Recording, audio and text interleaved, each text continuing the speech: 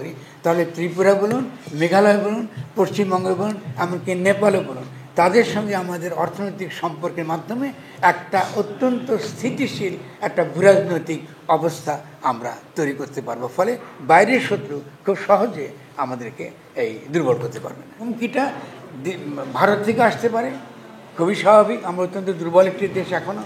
সেটা মায়ানমার থেকে আসতে পারে, এমনকি সেটা এক্সট্রা রিজিওনাল ইউএসএ বলি কি অস্ট্রেলিয়া বলি তাদের কাছ থেকেও আসতে পারে। কারণ আপনারা জানেন যে ব্লু ওয়াটার এখন সবচেয়ে বেশি একটা কম্পিটিটিভ একটা জায়গা, ইকোনমির জন্য অত্যন্ত প্রতিযোগিতামূলক এবং মিলিটারিলি অত্যন্ত প্রতিযোগিতামূলক। যদি এটাকে আমরা বুঝতে পারি, তাহলে আজকে আমরা যখন একদম সেনাবাহিনীর সদস্যদের নিয়ে সাধারণ আমরা নাগরিকরা, ছাত্ররা, এটা আমি ছাত্রদেরকে বিশেষভাবে বলতে চাচ্ছি যে আমরা যদি দেশকে নতুন করে ভাবতে না পারি, এই গণ অভ্যুত্থানটা ব্যর্থ হবে। আমরা কোনো বড় কাজ করতে পারবো না। বড় কাজ করতে হলে সকলকে নিয়ে, আমাদের এখানে অত্যন্ত গুরুত্বপূর্ণ যারা ব্যবসা করেন তাদের নেতৃস্থানীয় ব্যক্তিরা এখানে হাজির আছেন, তাদের ইকোনমিক পারফরমেন্স, তারা যে এই অর্থনৈতিক ক্ষেত্রে তাদের যে নেতৃত্ব, এই নেতৃত্বকে আরও দক্ষ করে তোলার উপর আমার অর্থনীতি ডিপেন্ড করে।